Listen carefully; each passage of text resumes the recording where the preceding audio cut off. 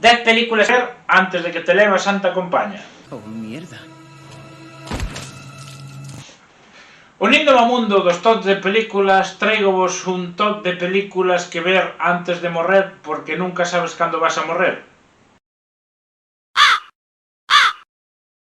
Unha das miñas películas favoritas é La vida de Adele, unha película que resultou bastante controvertida porque o director da mesma tratou moi mal as súas dúas actrices principales, grabándoas incluso cando elas pensaban que estaban fora de cámara, pero que reflexa moi ben varias cousas, como son a diferencia de clases dentro do contexto francés, tamén reflexa moi ben unha relación na que existe un desnivel cultural e económico e os efectos posteriores da ruptura, e para min ten grandes escenas de actuación que son brutais, que non vou explicar porque sería un spoiler da película. A vida de Adele é unha película bastante controvertida porque o director colocou as dúas actrices a ter sexo lésbico ou a finxir sexo lésbico durante moitos minutos diante da cámara e resulta moi incómodo porque un director heterosexual rodando escenas de cama lésbicas segundo a súa idea do que pode ser o sexo lésbico resulta moi incómodo e parece que estás vendo unha película porno cutre en la que o mellor buscaba incomodar e por eso grabou tantas escenas de sexo cutre lésbico pornográfico. A parte das escenas de sexo cutre, ten momentos de interacción relacional entre as dúas protagonistas que parecen que tivesen unha relación real entre as dúas, incluindo momentos de ruptura ou quedadas posteriores. É unha gran película porque ademais sabe mostrar a diferencia de clase entre unha familia acomodada e unha familia proletaria, transmitindo mediante detalles sutís como a alimentación que esta ten ou as aspiracións de carácter cultural de cada unha das dúas familias. A parte da música, ten 5 ou 6 cancións moi ben escollidas que van sonando en momentos cruciais do filme que dura moito. O mellor o defecto desta película é que dura moito e que se nota a diferencia do momento no que a creadora do cómic estaba ligada ao proxecto e cando non. A creadora do mesmo estaba ligada na primeira parte da película que narra a relación das dúas rapazas no momento de unha delas estar no instituto e logo dá un salto temporal a cando ela xa é profesora e aí notase a diferencia, aínda que para min gana bastante en canto a peso dramático en comparación co cómic. A verdade é que nunca pensei que faría un cómic versus película, pero esta película dá para un cómic versus película. Elas com elas, vai. Vocês estão ótimas. Espera um pouco. Tem alguma coisa me incomodando nesse lugar. Já sei, esse bar de lésbicas não tem saída de incêndio. Aproveitem sua armadilha mortal, senhoras. Na mesma liña está Call Me By Your Name, que ten unha escena final diante dunha lareira do protagonista chorando mentras van saindo os títulos de crédito, que foi unha das escenas que máis me impactou cando a vi no seu momento.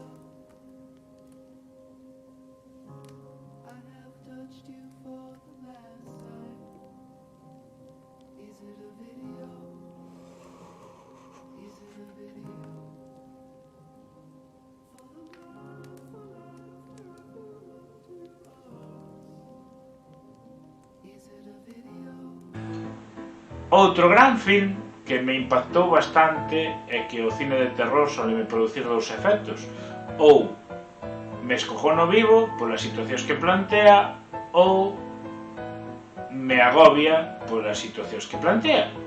Entón, un dos filmes que máis me agobiou foi Déixame saír, ese filme no que un home negro vai a conocer a familia da súa moza branca e é todo moi turbio, e é todo moi turbio hasta que acaba a película.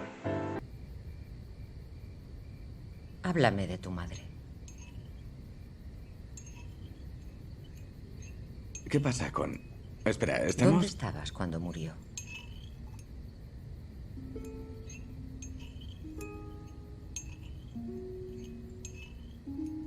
No quiero pensar en eso.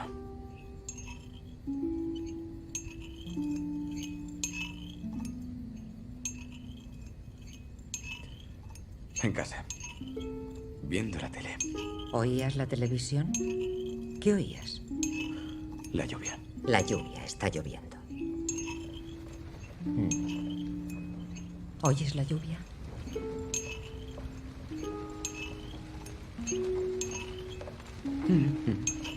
¿La oyes? Búscala.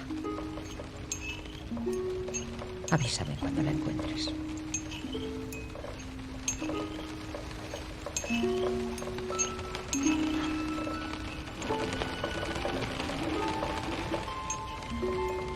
Vuelve, Chris, mírame. La he encontrado. ¿Dónde estaba tu madre?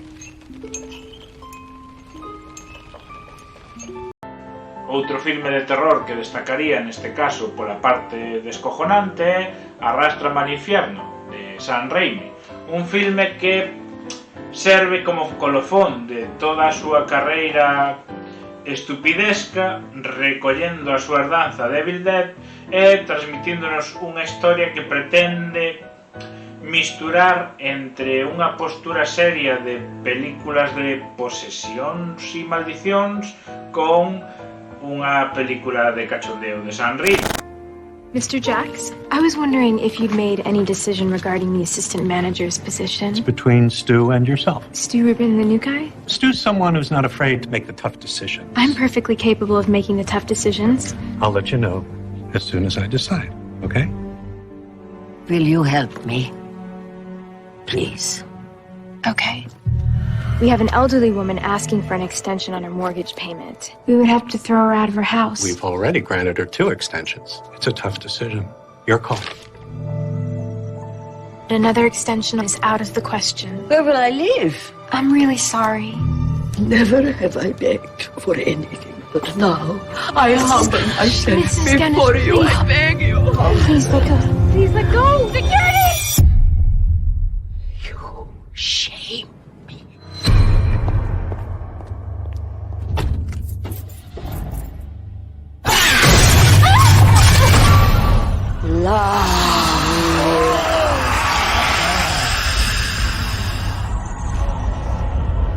Soon it will be you who comes begging to me. Someone has cursed you. He's the Lamia, the most feared of all demons. For the first 3 days, the spirit torments its victims. After that, it will come to take you. Take me where? To burn in hell for eternity.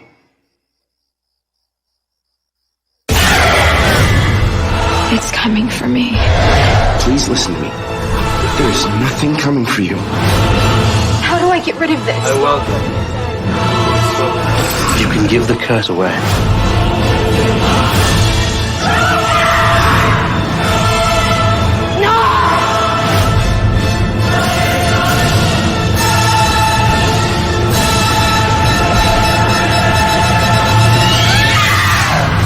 A Wong Fu, Gracias por Todo, é unha película onde un grupo de drag queens cruzan Estados Unidos e se lles estropea o seu coche nun pobo bastante conservador e como a súa presencia neste pobo consigue facer transformacións sociais no mesmo.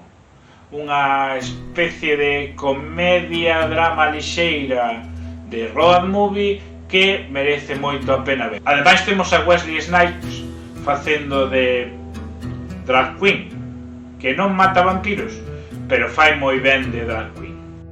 Outro gran filme é Beautiful Boy, unha película que nos traslada a unha familia con un fillo drogodependente e de como esta familia se relaciona dunha forma codependente co mesmo e de como vai evolucionando a súa relación e, joder, mola moitísimo, miradea e además representa moito como se dan situacións familiares relacionadas co consumo e dependencia de diferentes sustancias.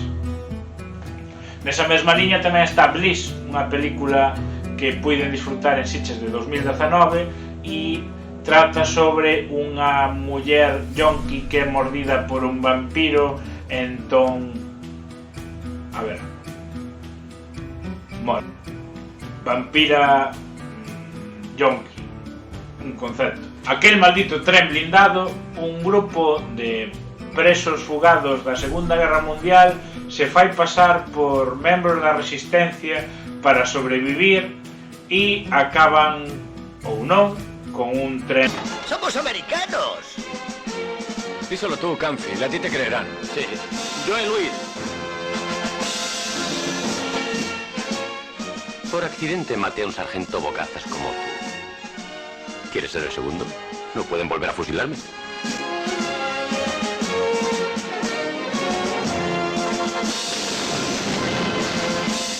¿Qué haces aquí?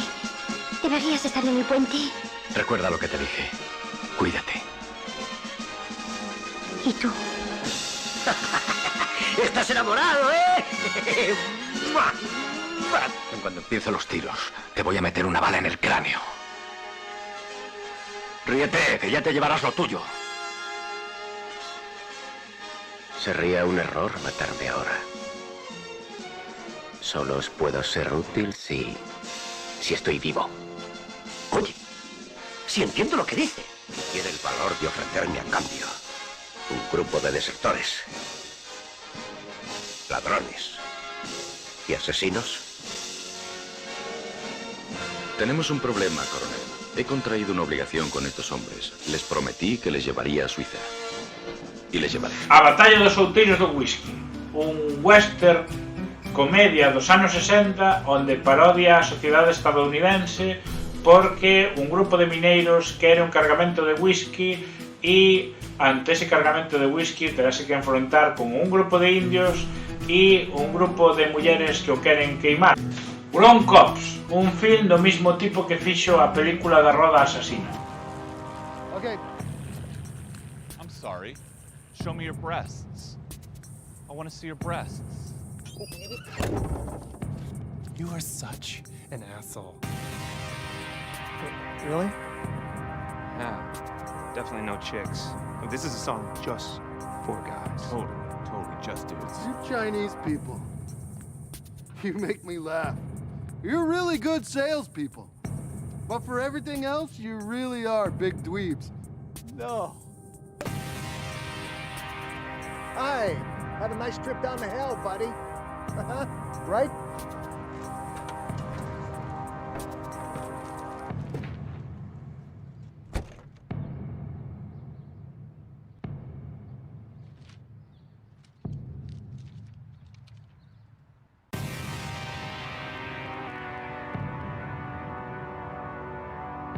Good.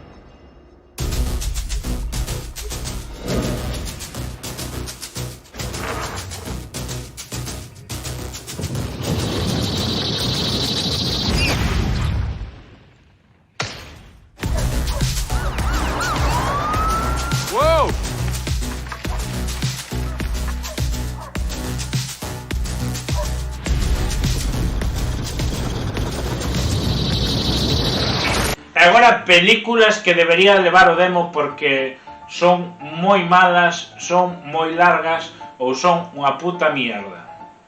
A primeira película que vos diría que debería levar o demo é Swallow, algo así como tragar en inglés, e que vai dunha señora que vai tragando cousas, pero resulta asqueroso e agobiante. Eu vina en Sitges de 2019 e non a acabei. Foi a única película das que me expuxen que tiven que sair pola porta porque aquelo era asqueroso e agobiante. Joder, que traga movidas e tragar movidas é asqueroso e agobiante. After é unha película, bueno, son unha serie de películas nas que non pasa nada, o sea, son minutos e minutos dunha rapaza nova que sale con un tipo que é bastante agresivo e que pasan tempo xuntos en tempo real case, e no que todos os personaxes son uns clichés e que todas as situacións son moi clichés, pero non ten ritmo. Non sei quen carallo fixo esa película ou esa serie de películas, pero deberon de quitarlle o título de cineasta. E non lin o libro, nin penso ler o libro, porque probablemente sexa un recopilatorio de palabras seguidos nas que non pasa nada e describen situacións incómodas de sexo entre pseudoadolescentes ou posadolescentes nunha universidade yanqui na que estudian literatura e que falan sobre Jane Austen, porque Jane Austen para os que estudian literatura en América é como falar de Rosalía de Castro para os que estudian filoloxía en Galicia. Star Wars, El retorno del Jedi e todo o que veu despois, porque en Star Wars 2 quedaba todo moi jodido, onde tiñas o coprotagonista congelado, onde ao protagonista lle cortaban un brazo e descubría que o malo malísimo era seu pai, e quedaba todo moi oscurántico, e despois meteron putos peluches e finales bonitos. Joder, as putas películas do Hobbit. Por que hai tantas películas dun libro tan corto con uns efectos especiales tan mal feitos que as comparas coas anteriores películas del Señor de los Anillos e parece que son películas serie B como as que facía cando empezou a ser un director? Pero mal, porque cando facía películas como Brain Dead polo menos reíaste e disfrutábalas, e con El Hobbit estás entrando no cine deseando que pasen 3 putas horas con ganas de mexar e escenas que sobran e humor absurdo e CGI por todos os lados. Joder, as putas películas de Resident Evil a partir da segunda, porque non teñen puta coherencia entre elas, porque agora teño poderes, agora non teño poderes, agora volvo a ter poderes, porque hai clones, porque despois os personaxes orixinais non son personaxes orixinais e eran clones de un clon. Bueno, unha puta. 2001 non Odisea en el espacio, unha película larguísima onde Kubrick se flipou e onde o máis interesante é unha escena icónica que pasa ao principio de todo e son uns monos peleándose cunha baldosa. El corazón del guerrero, outra puta mierda.